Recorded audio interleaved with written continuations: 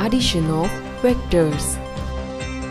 Triangle law of vector addition.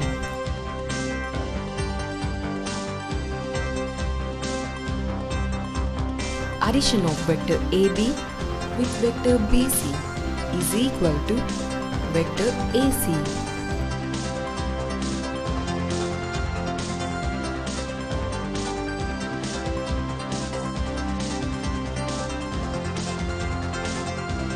Let's take an example. Magnitude of vector AB is equal to 2 and vector BC is equal to 3. Addition of these two vectors is equal to 5.